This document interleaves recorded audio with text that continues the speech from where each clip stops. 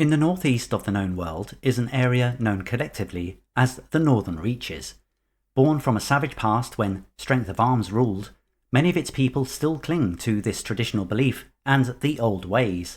However, there are those in the north that believe its people must adapt to more congenial behaviours in order to build secure nations of wealth, leading to a tense situation between the three powers. Add this to the constant possibility of invasion from savage humanoids and raids from state-sponsored Ostland pirates, then it's a wonder there's any stability at all. The Northern Reaches can be a welcoming place, just be careful not to prick the wrong man's ego. Hi, I'm BECMI Berserker and welcome back to my channel. It's time to explore the 7th of the Gazetteers that supported the known world, the BECMI Dungeons and Dragons campaign world. Today we'll be looking at Gaz7 The Northern Reaches, which, to put it bluntly, is Vikings in D&D. And let's face it, we all love some Vikings in our D&D. If you're new here, then welcome. This is where we explore the BECMI edition of Dungeons and Dragons, released between 1983 and 1986 in 5 boxed sets, and also as an amalgamated rulebook called the Rules Cyclopedia in 1991. If you wish to know more about BECMI, then please follow the link on the screen to my BECMI playlist. Gaz7 The Northern Reaches was written by Ken Rolston and published by TSR in 1988. This gazetteer demonstrated a shift in presentation, as instead of being comprised of a single book within the softcover, we are offered 2 books, specifically aimed at the players and the Dungeon Master. The player's book comprised of 32 pages and the Dungeon Master's book comprised of 64, so 96 pages in total.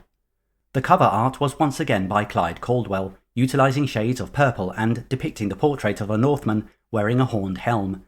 It might not be historically accurate, but this is fantasy, so we can have Vikings wearing what we want. Flanking this portrait are images of Northman dominance over their foes, including a stunning-looking Valkyrie and a longboat, hinting at a seafaring culture. All of this is set against a background consisting of ancient runes. If there was any ambiguity of this being about Vikings in D&D, then this cover could leave you in no doubt. I can almost hear the sea and the cries of battle. It's enough to cause this berserker to get his blood up. Now, I just want to quickly apologise in advance to any Scandinavian players out there for the upcoming pronunciations. There never was just one Scandinavian language, so I've gone for a best guess, whilst also trying to adhere to the pronunciation guide in the Isle of Dread module. So here goes. Gaz7 The Northern Reaches was accompanied by a 2-sided A1-sized colour map, detailing on one side the 3 districts that make up what is collectively known as the Northern Reaches, that is, the Kingdom of Ostland, the Kingdom of Westland, and the Sodefjord Jarldoms, including their major cities and towns. The quality of the paper stock is the same as the previous gazetteer, demonstrating an improvement over the ones that came before that. Although the illustration does suffer from the same contrasting issues I've spoken about in all my previous gazetteer reviews, this is mainly limited to the mountainous areas of the map. In addition to the detail of the 3 districts of the Northern Reaches, we are given maps of each of their main cities, namely Nordvik, Sodefjord and Zeeburg, and a really cool illustration of something called a water caltrop.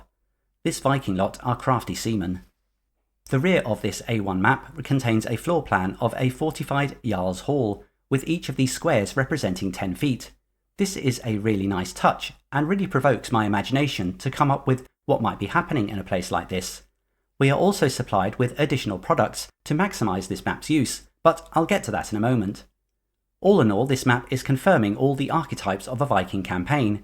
It's got ample coastal regions, numerous fjords, and rivers that go deep into mainland territory. It's got a neighbouring desert culture, which alludes to the Swedish expansion into the Middle East in our own world. And best of all, this map mentions classic Northern European mythos creatures, such as giants and kobolds, and there is even intriguing areas called Trollheim and Nullheim. Clearly, the borders and lands of Westland and Sodefjord are far from safe, and I'm intrigued enough to want to learn more. As with the previous gazetteers, the cover separated from the main book, and for Gaz7 it consisted of just 2 panels, with a player's map of where the Northern Reaches are in relation to other countries being absent on a 3rd panel, which we've had included in all the gazetteers apart from Gaz3, the Principalities of Glantry. I think this is a bit of a shame, as it's always nice to see where a land is in relation to the others without having to pull out another book. However, what's printed on the inside cover is, for want of a better description, incredibly intriguing. We have what might be called standard maps of a couple of important locations, specifically the fort of an important Jarl in Sodefjord and a place referred to as the Court of Knut in Zeeburg. However, we are also offered a detailed wilderness map for something called Otkel's Stead, and what looks like a map of an ancient gnome territory called Fallon Cavern, complete with a gnomish alphabet conversion chart. Clearly these allude to what's in the main contents, but I'm really motivated to go looking for them to join up the dots between what's here and what's in the book. One reason we may not have been given that third panel with the nation's map on might be because of space in the packaging of this Gazetteer being taken up by 4 sheets of illustrated cardstock. The picture you see was copied from Wayne's books, as I no longer have these. Why were these included? Well, they were designed to be cut up and fit together to make 3D Viking buildings. I did this back in the 80s, and they've since been crushed and lost in several house moves over the intervening 40 years. We are told that these should be used to place on the Jarl's Hall map I showed you earlier, effectively helping to create a 3D environment, and this was an excellent offer of immersion that no one really had any right to expect, given the absence of such an offer in the previous 6 Gazetteers. Part of me wishes I never cut mine up, but they were there to be played with, I guess. Could anyone out there not bring themselves to do the same? Let's move on to the books. As I mentioned earlier, this Gazetteer was separated into a DM's and player's book, so this seemed to be a design move away from the idea of a player's pull-out section, which I bet rarely got pulled out. The contents of both books were printed on the front of the DM's section. However, I want to draw your attention to the writer credits given on this page, which includes Elizabeth Danforth along with Ken Rolston. Elizabeth's name is absent from the cover of the Gazetteer, so it would be good to know why it was here and how much of the book was her work. We saw this kind of thing with the Elves of Alfheim, so I find the inconsistency of credit interesting. Please comment below if you have some insight. There are 3 main sections to this Gazetteer. The first is the main background information for the DM, consisting of the history, geography and social information for all 3 districts that make up the Northern Reaches, although there is a really intriguing reference to non-human races here that is given 9 pages out of the 35 describing these districts. That's over 25%, which is a clear indication of how significant non-human races are in the area. The second section, also within the DM's book, is the adventure section, consisting of 28 pages of scenarios and campaign ideas. So clearly there is an offer here to put into practice much of what we are about to learn. The third section is the 32-page player's book, detailing information that player characters would know about the region, whilst also offering Northman character options and an intriguing chapter on rune magic. This player's book uses colloquial language in much of its content, delivered by a number of personalities associated with the area. This is a similar approach to what was used in Gaz 3, which I wasn't altogether in favour of, but as I acknowledged in that review, what this style does have going for it is the way it introduces certain characters and ways of life, as it is them speaking to the players vicariously through the text, and the players, for all intents and purposes, listening and learning. So what are my first impressions of this book? In short, I'm really fired up about what I'm going to come across in these pages. The disappointment of not having a nation's map as a third panel on the cover has been overridden by the offer of a 3D environment to support that excellent Jarl's Hall A1 map. Also, as I read through the contents and leaf through the books, the area is being set up as an unstable region. I'm getting a feel for 3 districts that, on the surface, might be seen as quite similar, but go beneath that surface and there's much more going on than meets the eye. Due to the way the information in the book has been split, I will be amalgamating much of it, so if you are following along with a copy in your hand, then you will notice that I'm hopping around the place, but it will certainly make more sense this way. So let's begin by examining the Northern Reaches with a look at its timeline, BECMI Berserker style, to find out how its 3 districts came into being. As with all Gazetteers so far, we are informed of the destruction of the Blackmoor civilization around 4,000 years ago, so that makes it around 3000 BC. This event was so cataclysmic that it caused a shift in the planet's axis that put ancient Blackmoor at the North Pole, ensuring its destruction. This caused the glacial ice sheets that used to cover the D&D known world to recede, revealing the lands that were to become the Northern Reaches. We are told that by 2500 BC, this region began to be settled by gnomes and dwarves entering the area. If you've seen my Rockholm video focusing on the dwarves, you might be aware of an inconsistency here, but we'll go for it for now and discuss it later. What's interesting to note is that we are told these dwarves consisted largely of a group called the Modrigsverg, commonly referred to as Moulder Dwarves, an untrustworthy bunch of dwarf that was apparently banished from Rockholm. We'll look a bit more at Modrigsburg later. As for the gnomes, we are told that they came from the Olden-Tepp region at around this time, and lived in mountainous underground complexes as great artificers, trading sometimes with the Modrigsburg. The first human settlers arrived in the region at around 2000 BC, travelling south from the coastal lowlands of what would later be known as Norwald.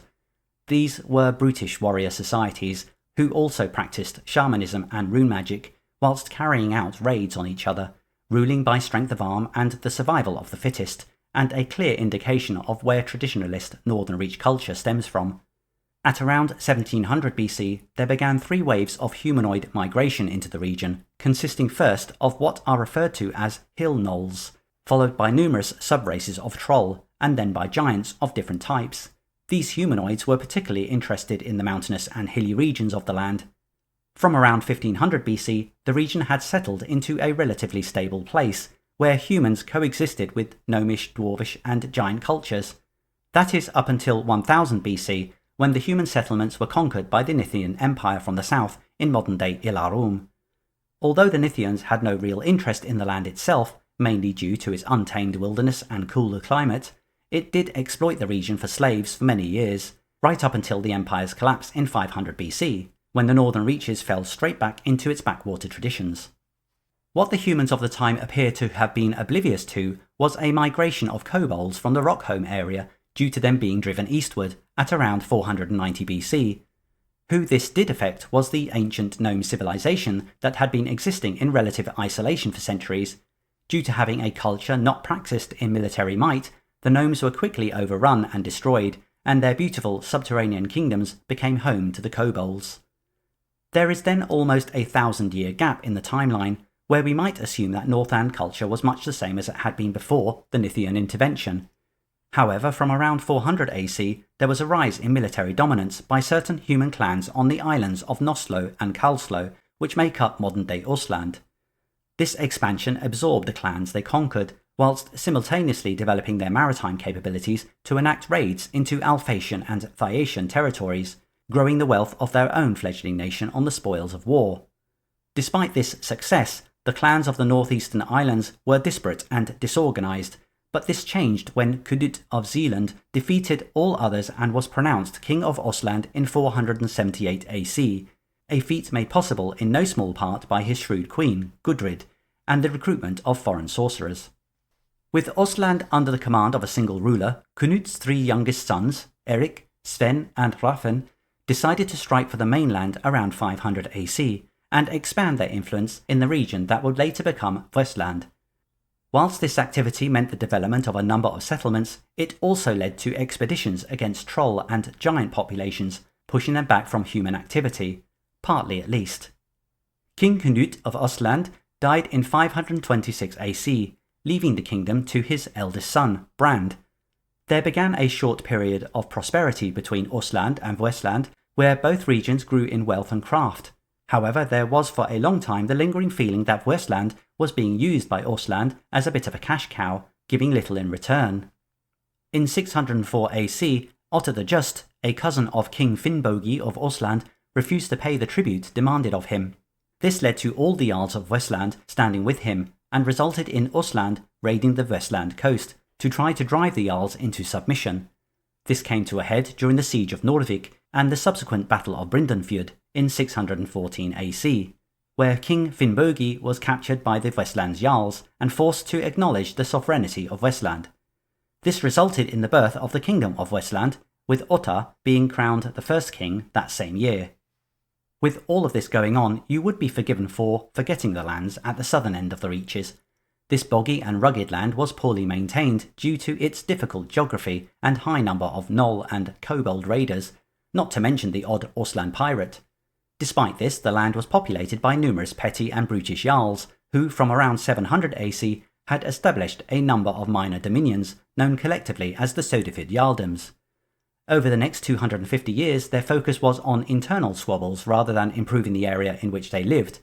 This came to a head in 950 AC at the Council of Sodefjord, where it was agreed to form the Nordharter Defence League, a body comprising of all of Sodefjord's jarls to come together every 6 months to discuss the affairs of state, but also to agree who should be war leader. That is, the one who should coordinate the defence of their lands at need. This has resulted in treaties being signed with Westland and Ilarum, with both countries offering financial support for mercenary expeditions to secure the overland trade route and to jointly discourage raids by Ostland pirates all along the eastern coast, which, frustratingly, the current king of Ostland disavows any knowledge of. Today it is 1000 AC. Westland is growing and developing in both military and trading arenas. Ostland is a powerful ally of Thyatis, albeit stuck in its barbaric culture and practices. Perhaps disappointingly, Sodefjord has remained weak due to the poor alliances it cultivates between its jarls. Between the Giants and the Ostland pirates, this district has not been able to reach its potential, but its current war leader, Ragnar the Stout, has perhaps deluded plans for greatness. So that's the timeline of the Northern Reaches. As you can see, most of the growth of its free districts has only happened in the last 500 years. In all honesty, there's not really a lot to get hold of, but there's plenty of things that hint at being hooks for adventure. First though, I want to go back to that inconsistency I mentioned when discussing the settling of dwarves into the region at around 2500 BC. In Gaz6, the Dwarves of Rockholm, we were told that the race of dwarves was created by Cagyar the Immortal in 1800 BC, so 700 years later than their mention in Gaz7. It's unfortunate that this wasn't picked up during editing, but it's not something that anything really hangs upon. If I was to correct it, I'd probably move it up the timeline by 1000 years, giving enough time for the Modrigsvurg to do whatever it is they did to get expelled from Rockholm. On that note, it is again unfortunate that the Modrigsvurg were not mentioned at all in Gaz6, which gives me a lingering feeling of the Gazetteers being developed in isolation, which is not what you want when a campaign world is being developed. My nerdy little brain is slightly irritated that two products that were published one after the other didn't seem to talk to each other as much as needed, especially given the lands are also neighbours. I don't think all this affects the mention of gnomes based on the information in the Gazetteers up to this publication, so I think we can leave things the way they are for them. But do you see any problems with my correction? If so, let me know in the comments. Okay, so let's leave the timeline behind and look at the geography of the area known as the Northern Reaches. We are told that the region slopes gradually from its mountainous borders down towards sea level. The climate is quite cool on average, with much precipitation. Rather unfortunately, only 1/4 of the land is suitable for agriculture, with another quarter only suited for grazing. The rest is inhospitable wilderness populated by inhospitable things. The western and southern borders of the reaches are lined by the Makras and the Hardanger mountain ranges respectively, punctuated by extremely infrequent passes and valleys, the most important of which is the Jotunvok Pass on the overland trade route through Sodefjord and into Ilarum, at an elevation of around 7,000 feet. The climate in both mountainous ranges is cold, with winters being particularly severe and hindering trade at times. Although there are rumours that much wealth lies beneath them in the form of minerals, the inhospitality of both the Makras and the Hardanger ranges means extraction of these minerals is currently cost prohibitive. Coming down in elevation from the mountains of the mainland and the northern reaches are extremely hilly, but these are not the beautiful rolling hills of our green and pleasant land. The hills of the northern reaches are harsh and often punctuated by perilous ravines, leading to even more perilous bogs and wetlands. There are few humans that settle these areas, grazing sheep in what small patches of land might support them, but the constant threat from creatures the land is more suited to, like hill gnolls, makes this choice of life extremely hazardous, although the rulers of Westland and Sodefjord do try to motivate aspiring landowners to settle the wilderness by offering land grants in order to hold the threat of humanoid incursion at bay. What's called the coastal plateau averages around 200 feet above sea level and is populated by 90% of the area's human and demi-human population, supported by a farming and fishing industry. That said, much of the land is still forested and ripe for exploitation. A significant area of the Sodefjord Jarldoms is covered by what's called the Great Marsh, dotted with streams, swamps and small islets. This area does have the overland trade route going through it, but it is otherwise a dreary place and rumoured to be home to the odd black or red dragon.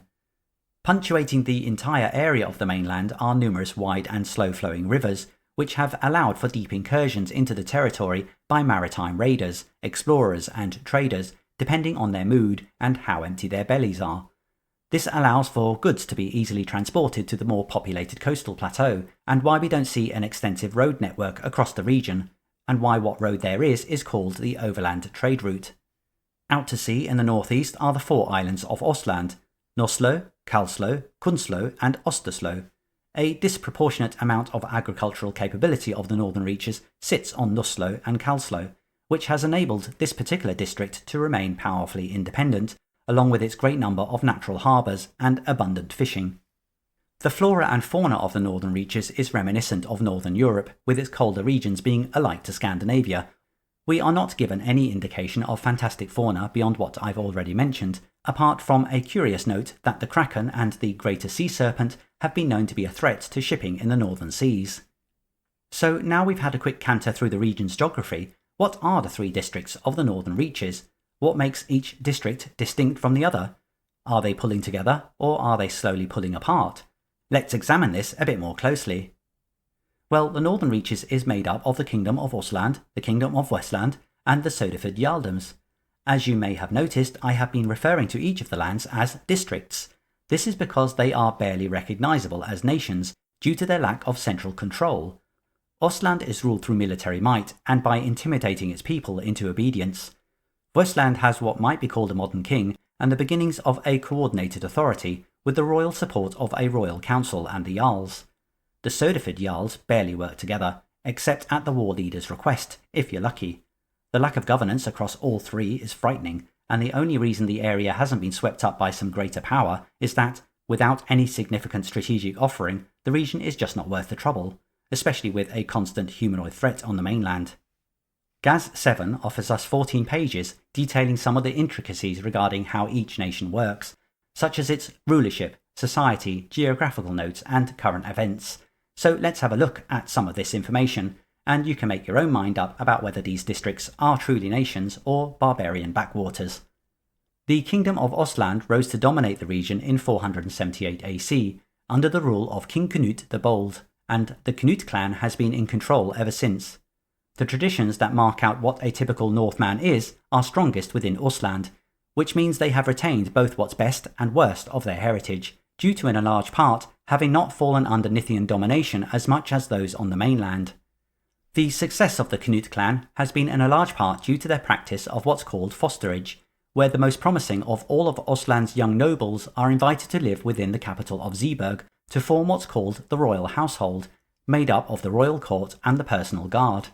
The most promising of these is adopted as successor, although we are told this is most frequently a child of the monarch. However, this mechanism does offer DMs some room for a scenario based on the naming of a successor being manipulated. What's clear is that the line of Canute is in name only, and even though a successor is adopted as one of the royal family, there is scope for this fact to be exploited by political activists. Visitors to Ostland are barely tolerated. Those who visit the capital of Zeeburg will find themselves restricted to a visitor's compound, unless they have been invited by the royal family, but visit the islands of Kunslo and Osterslo, and you may find yourself being chased back into the water, or worse, being thrown into a shallow grave. Magic, meaning magic user magic, is pretty rare in Ostland. I couldn't see it explicitly stated in the Gazetteer, but magic is constantly referred to as sorcery, and much of Northman culture is suspicious of it, especially on Ostland, where the way of the warrior is seen as more honourable. Ostland is currently ruled by King Hord Darkeye and his young queen, Yrsa, his previous queen having died in childbirth. Yrsa is a modernist trying to steer Ostland away from many of its barbaric rituals and practices, but her biggest barrier to this is the High Priest of Odin, Askrin the Bowed, named for his posture. In terms of an actual governance structure, there is of course the royal family, sometimes referred to as the Court of Canute, but the priesthoods of Odin and Thor hold much power and influence, which is why Ostland remains very much steeped in its barbaric past. Below these we have the Jarls, which are the leaders of other clans and their dominions, and below these we have the freemen and the thralls. Currently, Ostland is an authoritarian state. What the king or jarl says goes, and if you go against this, then you risk being beaten, enslaved, having property confiscated, or being put to death. There is no such thing as democracy here. Being a freeman means serving your jarl with farming or fishing. Carry these out poorly and you may find your lands being given to someone who can use them more effectively. Thralls are exactly what they sound like, slaves. Slavery is legal in Ostland, and children born to a thrall remain in slavery. So if you want to think of this in a very dark way, if you keep your slaves pregnant, then you keep a supply of slaves. A freeman may be declared a slave on the whim of a jarl. There are no written laws. Once in a life of bondage, there is little hope of being freed. Clearly, Ostland is a bleak place if you have no power or influence, and even then, you've got no recourse to have your rights held up by any laws, except by pitting your wits against whatever kangaroo court a jarl summons together. You can understand why greater nations might look at Ostland with disdain, especially when you consider its political stance, which is one of exploration and colonization, but in reality this is exploitation. These so-called colonizers are little more than state-sanctioned pirates, who take what they want, leave, and return when things have got fat again. King Horde Darkeye denies any knowledge of such activity. This especially irritates the rulers of Westland and Sodefjord, but also impacts on the coastal towns of Ilarum and Alphasian colonies in Lorwald. King Horde may feel safe from retaliation now, but it's the future that Queen Irsa has her eye on, and why she is working hard to turn Ostland's rudder towards more congenial relations with their neighbours. The potential for campaigning within this political intrigue is wonderfully captured over 5 pages of a chapter called The Court of Knut, which also details information relating to the map of this court found on the inside cover. The potential to use this to run a campaign as a power play within Ostland is evident, with Horde Darkeye being pulled in opposite directions by Queen Irsa and Asgrim the Bowed. Which side will your players take? Geographically, Noslo Island is the largest and most exploited of Ostland's 4 islands, having also good fertile soil, natural harbours and abundant fishing. Most of Ostland's armed forces are garrisoned at Zeefort, from where Ostland conducts many raids for their Thaiatian allies. Kalslo Island is also fertile, albeit a much more sparsely populated island. We are told that the cults of Frey and Freya are preferred here to Odin and Thor, hinting at a more subdued take on all that cruel warrior stuff. Otherwise, this island houses the sacred burial grounds of past kings, guarded by monasteries, administering wards and enchantments to stop their spirits becoming restless. Both Kunslo and Osterslo Islands are inhabited by grim whalers and fishermen, said to be the greatest of sailors. These communities are the least tolerant of visitors, and you'd sooner get an axe in the mouth than a hello. That said, my DM mind is turning over the potential for asking what it is exactly these communities are protecting. I know it could be something as mundane as just their way of life, but this is D&D, and I can't help thinking of inserting some dark cult of Loki here or something similar. Okay, so let's now switch to the Kingdom of Westland, which is situated on the known world's mainland and gained independence from Ostland in 614 AC.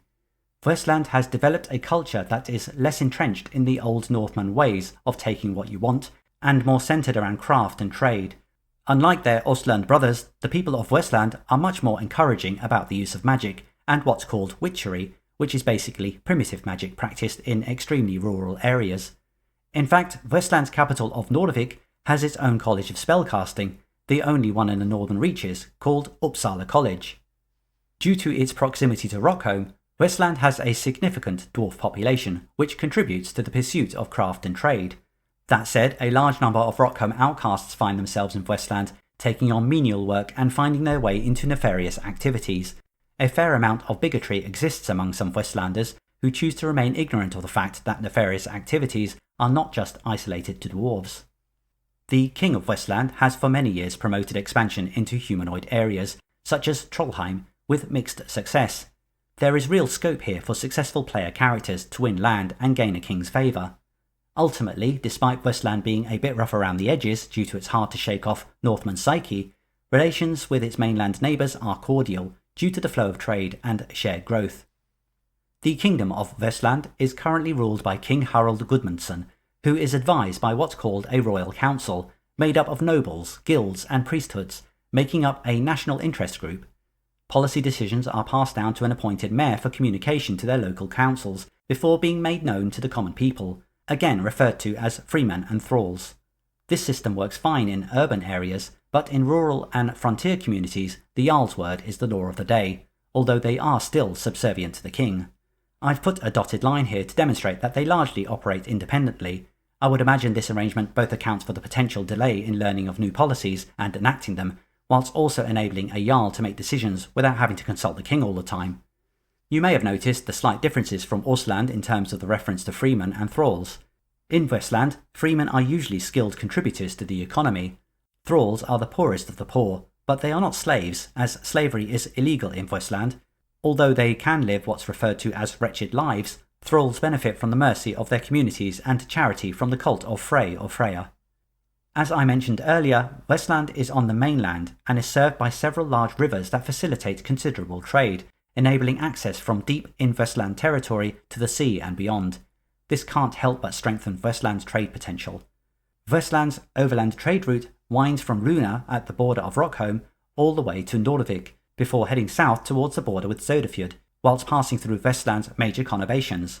The route is essential for land trade when trying to move goods south, especially when wanting to avoid Ostland pirates on the high seas. Although the trade route is regularly patrolled by the Home Guard and serviced by a number of caravan shelters, banditry sometimes still occurs, and the odd attack by giants south of Landersfjord is not unheard of. One area of Vestland I want to come back to is Trollheim, which is, as the name suggests, home to a great many trolls. There have been numerous failed attempts to keep the trolls at bay, and there has recently been a worrying number of coordinated troll attacks on nearby homesteads, which is out of character for these usually incredibly stupid creatures. King Harold continues to press his policy of trying to clear these lands as part of his Trollheim Homesteading Act, so if you think you're in a position to hold off the odd troll skirmishing party whilst trying to make ends meet, then you go for it. Right, time to go south to Sodefjord. The Sodefjord Jarldoms is also on the mainland, and is essentially a loosely formed district of a great number of Jarls that was formed around 700 AC, who, it appears, prefer the small dominions they operate in to joining together to form a nation. The district's Jarls have just one mechanism for working together, and that's a signed treaty called the Nordharter Defence League, which essentially means that they all agree to meet up twice a year at the Council of Sodefjord to decide who will be their war leader. What is a war leader?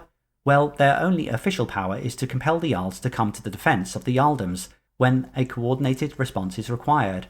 At all other times, the Jarls are an unruly lot, subject to blood feuds and raids across each other's boundaries. In short, the Sodefjord Jarldoms is a chaotic mess. The current war leader is Ragnar the Stout. Every Viking setting needs a Ragnar. And he has ambitions to grow Sodefjord into a unified nation, and the will to use any means to achieve it. However, with no actual governance structure in place, Ragnar has no real authority to command anything, except for if the Jarldoms come under threat from an external force. That said, the war leader is able to form a militia called the Freedom Brigade, which in reality is just a bunch of whatever retainers contributing Jarls have at any one time. But for most of the time, the Jarldoms goes about its independently governed business, whilst Ragnar chaffs at the enormous lack of political will to build the country into a serious nation. However, during wartime, the Nordharter Treaty means that Ragnar may muster a force of 2,700 warriors from amongst the clans to add to his own brigade of 900, meaning Sodefjord can call on an army of over 3,500 warriors to defend its pathetically insular interests, should the need arise. In peacetime, we are told that freemen garner more respect in Sodefjord than anywhere else in the Reaches, where they honour and respect their clans, and this honour is reciprocated. A strange example of this is a free speech mechanism called The Thing, which is an annual event where freemen may speak up and give their opinions on local laws and traditions and agree on their enforcement. This kind of political influence on a Jarl is unheard of elsewhere in the Northern Reaches, and gives freemen a sense of pride in their contribution to an otherwise poorly governed society. We are told that slavery is illegal in Sodefjord, but many Jarls have thralls, which are what's referred to in the Gazetteer as virtual slaves, meaning slaves in all but name. Such Jarls are hated, but without a central governance, who's to stop them? The land of the Sodefjord Jarldoms is similar to Vestland in that it is punctuated by great rivers allowing access to and from the sea. Unfortunately, the Jarldoms have not been able to capitalise on this in the same way as their neighbours, in a large part due to these rivers helping to form the Great Marsh. The overland trade route continues through this district towards the Jotunborg Pass in the southwest, passing through the Great Marsh onto what's referred to as a modern and clean city called Castellan. We are told that Castellan was designed by dwarves and is more akin to the kind of structures you'll find in Karamakos or Glantry, and perfectly suited for trade. So a bit of a cultural contradiction to what's found elsewhere in the Jarldoms. The overland trade route is patrolled occasionally by mercenary units, but they are known to be unreliable in the face of real danger. When it comes to humanoids, Sodefjord is beset with them, from the gnolls of Nolheim to the expansion of kobolds within the Hardanger mountain range that now occupy the caverns of the ancient fallen gnome kingdoms. Travel anywhere off the Ostland trade route is a perilous undertaking, but you may be tempted to make a trip to Ostfold Scarp to view ancient Nithian hieroglyphics. Do they lead to greater mysteries? Overall, Sodefjord is referred to as the doormat of the Northern Reaches. Ambitious players may look at this land and see opportunities to build dominions and exercise authority. A fool's errand, or a land for the taking. You decide. Right, so after that trip around the 3 districts, let's zoom out briefly. Gaz7 also presents us with this interesting illustration, which serves to hint at certain demarcations within each district, suggesting dominions and a hierarchy of rulership. Zooming in on each of the 3 districts, and the Gazetteer offers us information about their domains, major settlements, and populations, as I've shown on the screen. For instance, here's a hex map of the Kingdom of Westland, and we can see how the numbers on the map correspond to the numbers on the list. Well, just about. The contrasting here is quite terrible, and does require a fair bit of squinting. Also, you may notice that a number referring to Sodefjord has leaked onto this map, like this number 12. This means there are 2 12s on the map, which might be confusing to some. Moving across to the Sodefjord map, and we are presented with similar information. The contrasting issues are the same, but this is compounded by the inclusion of some of Westland's numbers on the map. I think the presentation could have really benefited from their removal, as again it's confusing. However, things get a little worse when we look at the Ostland map. As you can see, there are no numbers here at all. Therefore, the reader has no way to know which area relates to which dominion, except for the ones that have a major settlement in, which may only be learnt by referring back to the A1 map, because the settlements are also not on this map. This is a real disappointment, especially given that Ostland is supposed to be the most powerful district in the region, yet there is no way to understand how all this information in this list of dominions fits with the map. If I was to put a positive spin on all this, it would be to say that the Northern Reaches Gazetteer has at least gone so far to list all its dominions, but, well, I don't know where they are, and that would really bug me as someone trying to establish a campaign world. If you've watched my previous videos in the series, you'll know how much I dislike it when maps are wrong, and, well, this makes me grind my teeth. Anyway, putting the maps aside, each district's dominion list offers Dungeon Masters a catalogue of places to anchor their story to, and what's more, this is supported by detailed charts in the player's book, listing the clan name for each dominion, as well as who is the head of the clan, and the name of their great hall. Immediately my imagination is provoked into developing stories about, say, Sven Hedesfjord from the Hordemark, who resides within the Hall of Harby, by the good graces of Jarl Gudrid Thorsdotter, just as long as I occasionally break the fingers of those that don't respect her rule. So after that tour of the lands ruled by the Northmen, what does it mean to be a Northman? Well, the player's book sets this out in colloquial fashion, with NPC personalities giving their impressions of what Northman culture is, but it basically breaks down like this. First and foremost, the Northmen value loyalty, putting family loyalty above all else. One who demonstrates consistent loyalty is seen as honourable and gains the respect of others, whilst those who turn their back on their families and speak ill of them are seen as scoundrels and cowards. Hospitality and generosity are strong customs. It is incumbent to welcome guests and keep them safe, and for guests to reciprocate. One's wealth is not the measure of a person, it's what one does with it that matters, which is why misers are not respected or trusted. Northmen value dark humour and wit, which they especially appreciate when times are hard. If a Northman loses his winter stock to raiders, he is more likely to say, "And there I was looking forward to breakfast in the morning," than shed any tears. In my opinion, this conveys an optimism that says, whilst I'm still alive, things aren't too bad. Perhaps a flaw in the Northman's psyche is a lack of forgiveness. Vengeance is a very reasonable and respected response to insult or injury, which feeds into the Northman's preference to act rather than deliberate about a problem. Whilst this could be seen as an admirable quality when quick action is needed, it highlights the lack of a long game mentality, and perhaps signifies best why the Northern Reaches is behind most of the known world in developing a more congenial society. Northmen are, for most part, respectful of the immortals, especially Odin, Thor, and Frey or Freya. Worship of Loki or Hel is regarded negatively. Those Northmen most rooted in their traditions seek to please the immortals with their actions, but most modernists don't give their relationship to the immortals much thought. Although it would be naive to say that all Northmen are trustworthy, if a Northman swears an oath, he is honour bound to stick to it. However, it's always prudent to examine the wording of an oath before accepting it. As you can probably tell, Northmen are quite egotistical, so boasting is something that comes quite naturally to them.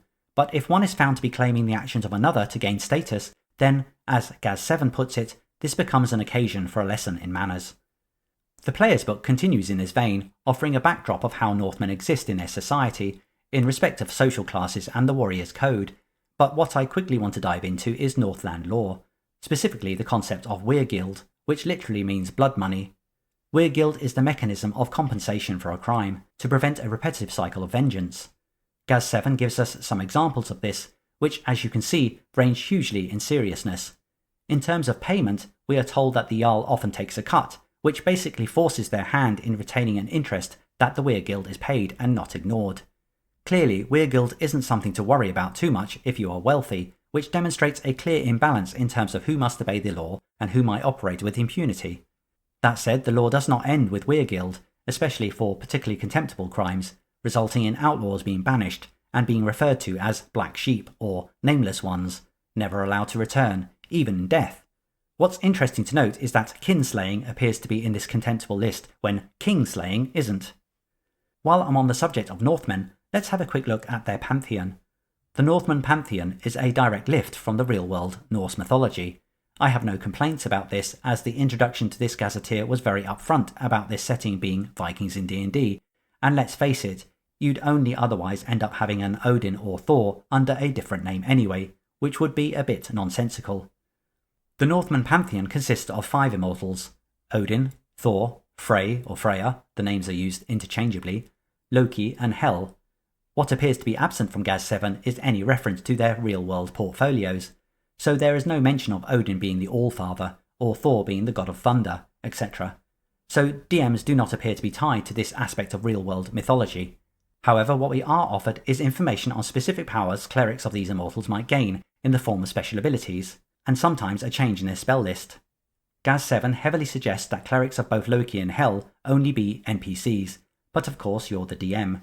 A necromantic cleric of Hell might be fun, but I've yet to see evil played in a game that didn't cause it to be undone. But that's my personal experience, of course.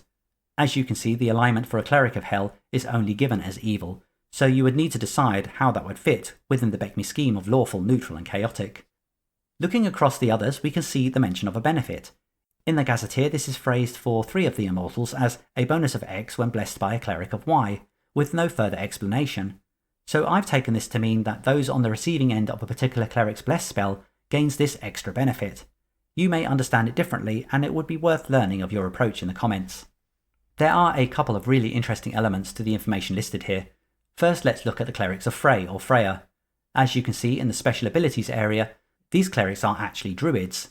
Firstly, this contradicts the alignment requirements, which for druids is always neutral. Secondly, in BECMI the core rules state that a cleric may elect to become a druid only once they've reached 9th level or beyond. So this information suggests that all clerics or druids of Frey are at least 9th level. That doesn't make much sense, as it seems far too powerful. Therefore I'm wondering if there is some flex in the rules that is implied here that encourages druid play from 1st level. It's been discussed many times in BECMI circles that there appears to be no mechanical reason for one not to be a druid from 1st level, except that it is a weaker class than a cleric at 1st level. I think a bigger obstacle would be dealing with the alignment issue, but that's just me. What do you think? One other thing I want to point out here is the special ability for the cleric of Loki. Specifically, they may receive reversed forms of clerical spells from 1st level, normally learned only at 4th level. Well, firstly, BECMI clerics don't have any spells at 1st level, so this is worded strangely. Secondly, I had to double check this normally learned at 4th level element. As it turns out, I've been playing with the rules cyclopedia too long, and I've missed this interesting piece of text from page 26 of the basic Redbox Player's Manual, which of course was the contemporary reference at the time of Gaz7 being published. I've scoured the rules cyclopedia and cannot find this text being included. If I've missed it, then I'm sure one of you will tell me. So based on my information, the Loki cleric's special ability is a bit of a non-ability if using the rules cyclopedia. I think what I'd do instead is make the reverse of the bless spell, which is Blight, either a 1st level spell, or increase the penalty of the spell to be -2 to be extra devastating and mischievous. I think I'd also replace Speak with Animal with Invisibility to give them a bit more of a secretive element. What do you think? To support the use of this pantheon, Gaz7 includes significant information on what's referred to as the 9 worlds of the Immortal Realms, based entirely on Norse mythology. I've listed the important information about them here. In game terms, these 9 worlds are realms in the outer planes, in which the immortals live, alongside other significant figures, including ancestors of numerous races on the known world. Although this is an excellent addition to strengthen the setting, This faithfulness to Norse mythology can cause problems, such as the Dark Elves, which are supposed to be ancestors of Dark Elves on the known world.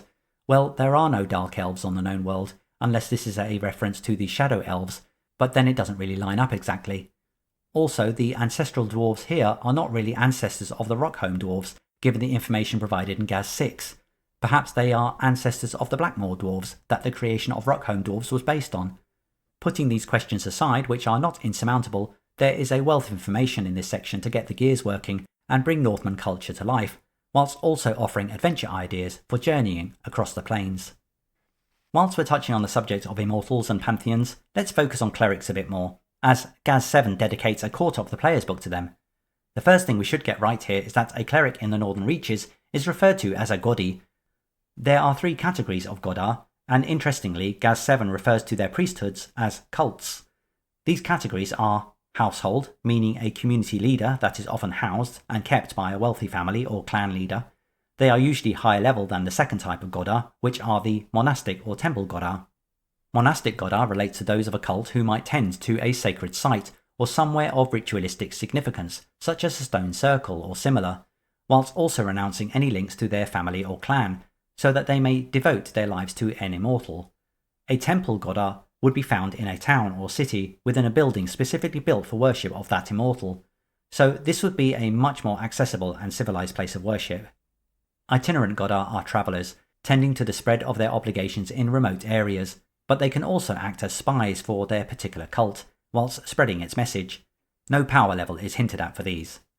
What's really interesting is how Raise Dead works when dealing with worshippers of the Northman pantheon. We are told that most goddar are morally resistant to raising the dead, and those who come back from the dead are treated with fear and loathing. The spirit of a dead person remains in the deceased for 46 hours, so a raised dead cast within this period will work. However, after this time, Valkyries take the spirits to their destination.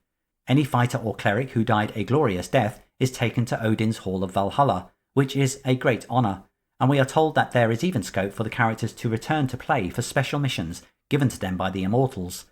All other spirits are taken to the outer plane of Niflheim, and the only way to be raised is if your party members make a trip to the grim place and negotiate for your soul with the Queen of Hell herself. Some players might view these rules as being obstacles to being raised and having fun, but I think this is brilliant continuity for what is a grim setting. And what an adventure campaign travelling to the outer planes would be to bring a party member back to life. It has parallels with numerous classic encounters with gatekeepers of the underworld across many pantheons. Who wouldn't want some of that in their game? A final and very important element of playing a goddy, which sets them apart from most clerics in the known world, is their knowledge of rune magic, for which they receive rune spells. This is an extra dimension to goddar that really leans into Norse mythology and needs further explaining. All goddar know rune magic. What is rune magic? Well, at its most basic, it can be used to obtain guidance from the immortals, and at its most powerful, it can be used to enchant powerful items, usable only by goddar. Sounds simple, right? But access to runes is far from a painless endeavour. You may know rune magic, but you still have to learn the runes. Gaz7 offers us 24 runes in total, but we are encouraged to develop more if we wish. Each rune has a name and a meaning, together with a list of powers. For example, this is the corner or fire rune. As you can see, it has 2 powers, and a goddy would be able to choose which one to invoke. This one is the Algir rune, or the Elk. As you can see, it has 3 powers.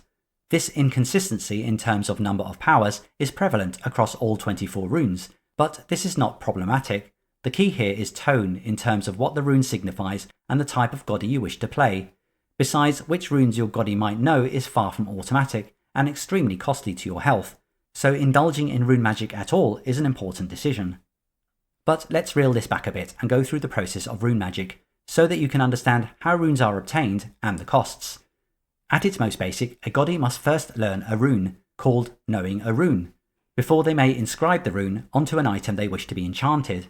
Most of the time, this item does not display any enchanted properties until it is blessed by a goddy. So how does a goddy get to know a rune? Well, a rune may be found over the course of a campaign, but just because it's found does not mean it is understood. Therefore, a goddy must undergo what's called a 9-night ceremony, which begins with the ceremonial almost death of the goddy, and results in them permanently losing 1 constitution point. The goddy then remains in a catatonic state through the use of toxins that cuts them out from the world. How the Godi spends their time in this state is dependent on the immortal cult they follow. After 9 nights, the poison must be neutralized by an assistant and the Godi awakened. Some DMs may ask for a check that the rune was learned, but if a character is willing to give up a constitution point, I'd be tempted to give it to them. Essentially, the rune is now known by the Godi and may be inscribed. Inscribing a rune is pretty much as easy as casting the inscribe rune spell and touching an item. However, the maximum number of items a Godi may inscribe is limited to the number of 3rd level spells they can memorize. Once an item is inscribed, it is the Bless rune spell that is required to reveal the rune's power, with the Godi choosing which of the rune's powers to activate. So referring back to the Kauth rune, a Godi casting Bless rune on a sword inscribed with this rune could choose to either have it burn like a torch or turn it into a flaming blade, doing 3d4 extra damage on a hit. Durations of rune abilities vary widely, so your choice of runes and what you intend to do with them are key to your character's development. This is a great mechanic. The whole rune magic thing has got that trade-off element that I like in low magic systems. You can learn a bunch of runes, but each one of them is going to cost you a constitution point. It's got that gritty paganistic ceremonial feel that stinks of blood magic and is just 100% Viking. I love it. Right, so I think it's time we look at the generation of a Northman. Gaz7 gives us 15 pages in total to support the creating of a Northman character, not including the information I've already covered about clerics or Godar. There are 7 steps to creating a Northman. Once a basic character class has been created and you've decided that it will be a Northman, we then determine their personality traits, described as an optional rule, their nationality, clan and domain, their training background and skills, their social class and status, their past experiences, also optional, and finally, their name. For demonstration purposes, I'll be using all the optional rules. You'll see why they're optional as we move forward. So let's get on the screen my 1st level Northman. For demonstration purposes, I have chosen to be a cleric or Godi. Checking this list, we can see that I've completed the 1st step of my Northman creation. So now we're on to personality traits. Personality traits help establish the individuality of a character. Gaz7 presents this as a trait score, linked to one's alignment. As you can see on the screen, the traits are offered in the form of one extreme to another. For example, cautious to rash. For simplicity's sake, traits are recorded as the descriptions in bold, with lower scores meaning a character exhibits traits closer to the description in the brackets. In my opinion, this ends up actually being a kind of sliding scale of a trait, and I'll show you what I mean in a moment. Personality traits can help a player decide what their character is going to do in a given situation, which might not always be beneficial. If a player really can't decide, they may want to use their score to randomly determine their character's approach. In my opinion, this really feeds into a character's backstory. You might want them to be heroic all the time, but when push comes to shove, well, they may act completely different. I think we can all relate to that. The personality trait mechanism is completely optional, but I strongly recommend its use to round off the details of your character that are mostly assumed until a situation turns up. And with the trait scores linking to nationality, class and the immortal served, it contains a cultural twist that I think is consistent with the rules and the Gazetteer series. So in respect of my Godi, due to them being neutral, I would need to roll 1d6 and add 6 to the total to determine each of their trait scores. Let's assume I've done that and populate these fields. Right, as you can see I have a score between these traits, but what does it mean? Well, this is where the idea of a sliding scale comes in. By noting where the character is on this trait scale can help instantly identify where their personality falls, like so. Although the numbers help, the scale instantly tells you that this Godi is more rash than cautious, or forgiving than vengeful. Well, he is for now. We still have a few modifiers to apply to this. My Godi is a Northman, so I need to apply their trait modifiers to this, like so. He is also a cleric, so as with any class, that will come with certain perspectives on the world. Let's account for these modifiers, like so. And when I take their immortal worship of Thor into account, the traits move again, like so. So now we can clearly see that, despite my Northman Godi being a bit middle of the road in most respects, he demonstrates little caution and has a fearful temper. He also may not be the most trusting of people. Instantly we are building a picture of the character after a few rolls. I can already envisage their intense stare in judgment whilst listening to the proclamations of his Jarl, wrapped in a bearskin cloak and the heady smoke of his pipe. I'll make a note of these trait scores and move on to nationality, clan and domain. There's no specific randomization for this. As I demonstrated earlier, Gaz7 offers us numerous lists of clan and region information, so I will stick to what I chose before, which was of the Sodefjord Jarldoms and part of the Hedefjord clan in the Hordemark. I'll make a note of that somewhere and move on to training background and skills. This links to the skills mechanic that has been developed through the Gazetteer series and ended up in the Rules Cyclopedia. In Northman Generation, each character is assumed to have skills from a previous occupation and their class, as shown on the screen. Pause the video if you wish to explore this a bit further. As for my Goddy, I refer to the clerics section and note that they receive Read Runes and Honour Immortal. In addition, due to being a cleric of Thor, he receives Fighting Instinct, Intimidate and Scold. Critics of this method might point to being limited in options available to other first level characters, but in my opinion this narrowing of skills roots the character in a culture that practices these things and isn't exactly diverse in its activities. I'll make a note of these skills and now move on to social class and status. This is just a matter of rolling a D percentage against a couple of tables. However, we are also told that the social class table also determines the wealth your character comes into when they reach their 16th birthday, referred to as a heyday gift. This amount is in addition to their usual starting gold for a character. So I roll on the social class table and get 64. So my Goddy is a typical freeman, but they also gain 20 plus 1d10 gold pieces in the form of their heyday gift. I roll this and get a 7, so 27 GP on top of what my starting gold might be. Now for my family status. I roll a D percentile and get 19, so respected. This means my Goddy can add 1 to their charisma score. This is because the reputation of one's family affects how well you interact with others. I'll make a note of these results and now we'll move on to important past experiences. Important past experiences are made up of 4 separate checks. These are afflictions and accidents, significant experiences, character building experiences, and combat experience. This is another optional rule because poor rolls could convey penalties to your character's stats, and some players find that difficult to deal with. However, we're throwing ourselves at the mercy of Loki, and what will be will be.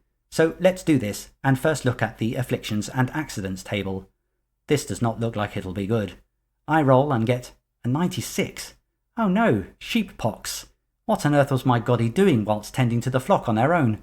Best not examine that too closely, we might catch something. Looking across this result, we can see that my Goddy loses the 1 charisma he just gained for his family status, and he has a 25% chance of losing 1 off his constitution and 1 off his strength. Time for a quick prayer to Thor.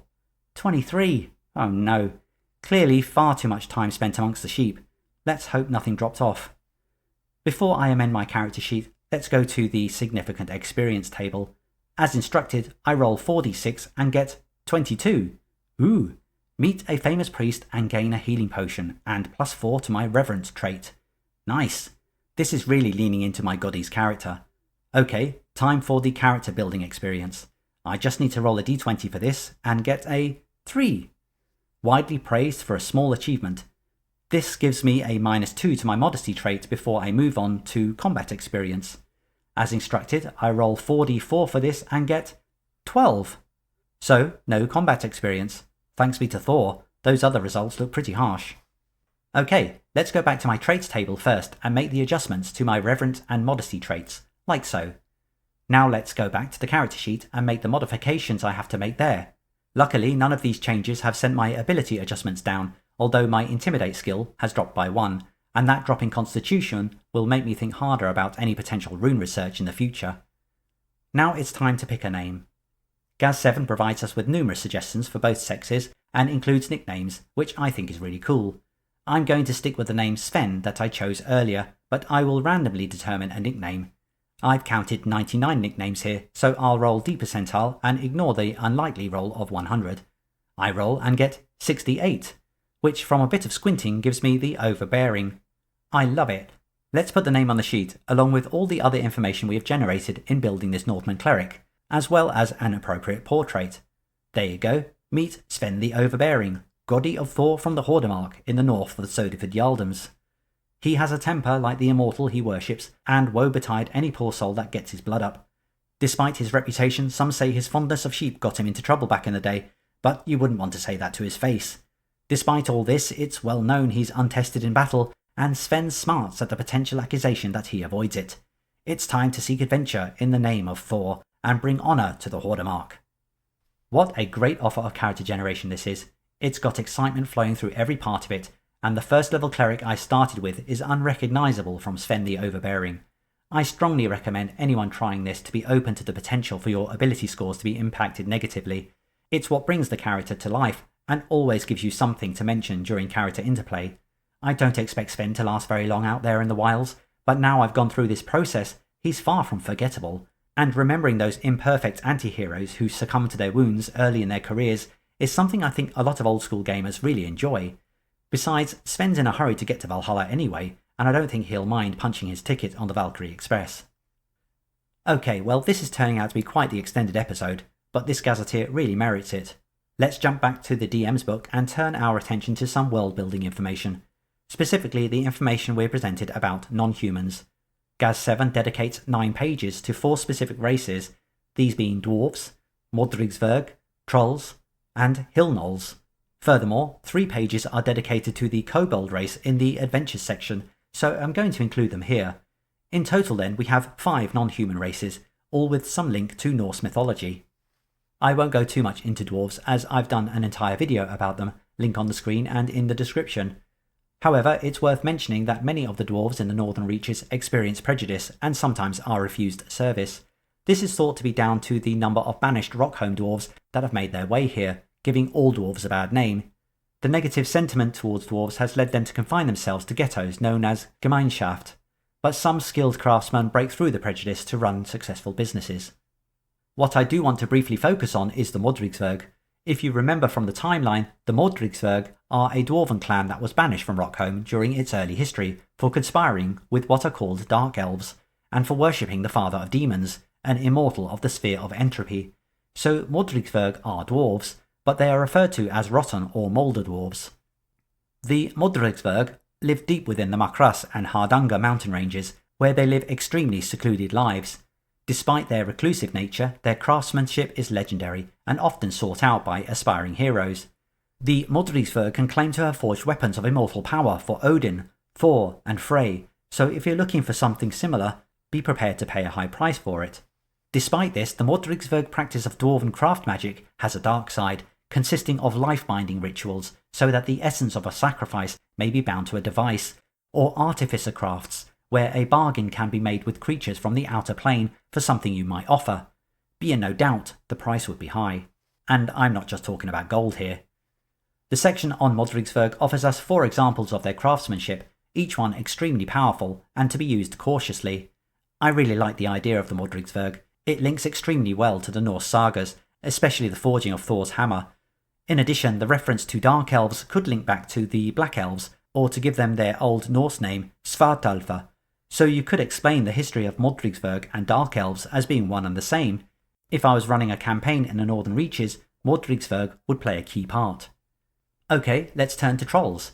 The trolls of the Northern Reaches are most numerous around Trollheim, and seem to have been there for as long as anyone can remember. They are immensely stupid and try to eat anything, but if they can get human, then human is what they prefer. Due to their regenerative qualities, trolls are highly tolerant of the most awful of injuries, even when playing amongst themselves, where they cheerfully pull off each other's bits and watch them grow back. They only fear one thing, and that's injury from fire or acid.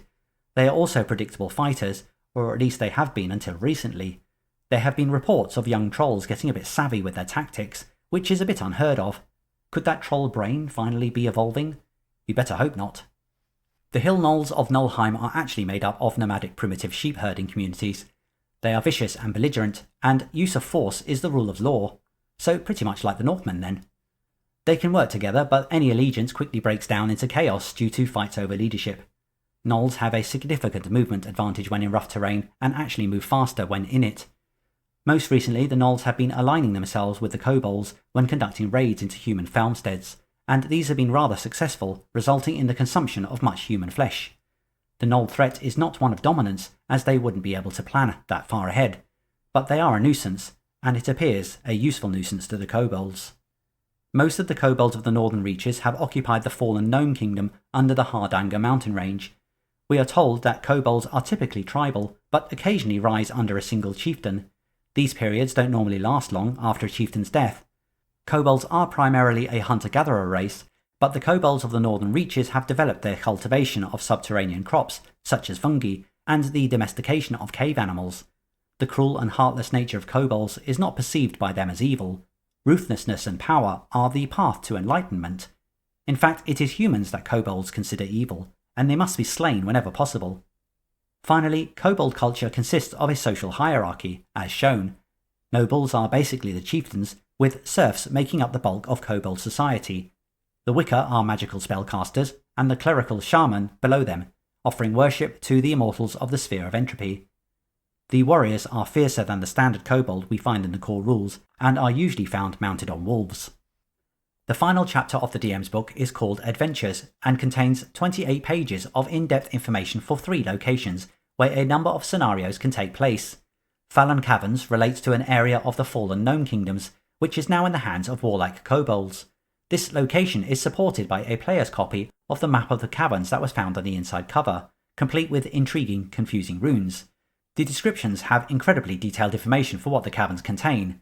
The most interesting of scenario ideas is called Legend of the Shining One, which relates to the rise of a kobold hero and their ability to deploy coordinated attacks against Sodafjord.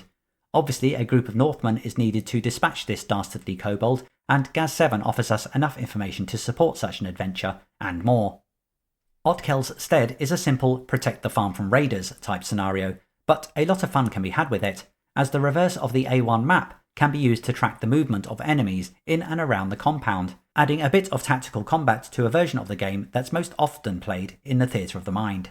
And the Jarl's Hall is an interesting Viking detective scenario that requires the party to get to the root of why the Jarl doesn't seem to be entirely themselves, and making odd decisions. Numerous factions work for political favour, and the characters are drawn deeper and deeper into things. This scenario can also use the A1 map and the cardboard cutouts to give the Jarl's Hall that more tangible feeling. With a final few excellent pages giving extra information to the Dungeon Master on how to run a campaign in this land, including stats for NPC witches, I can finally close the book on Gaz7 and try to collect my thoughts. First, this obviously took a lot longer to go through than any of the previous Gazetteers in the series. The main reason for this is that I needed to explain 3 different districts instead of 1 nation. I could have been a bit leaner with that section, but I think this Gazetteer, and you of course, deserve more. Second, the rules around rune magic needed explaining, as no assumptions could be made based on just your knowledge of the core rules. Finally, Northman character generation is an in-depth feature of this Gazetteer, and it's only fair we explored that thoroughly. So what are my thoughts? Well, we were promised Vikings, and Vikings is what we got. But that's not all.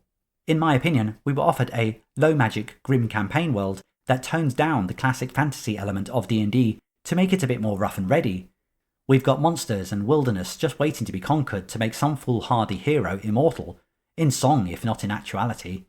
We've got political intrigue and corrupt leaders and petty nations that act as if they are the centre of their own universe.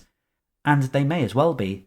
We have a strong immortal pantheon and an outer plane realm ready to be explored when the Northern Reaches becomes too small to contain you. Honestly, whilst you read Gaz7 The Northern Reaches, you can almost hear the Skyrim Dragonborn theme music in the background. It carries you on its longship over the Rainbow Bridge and into a world that needs no introduction, but needs exploring nonetheless. I absolutely loved it. Well, I don't know about you, but I think I deserve a coffee. Thank you so much for getting this far, watching this video.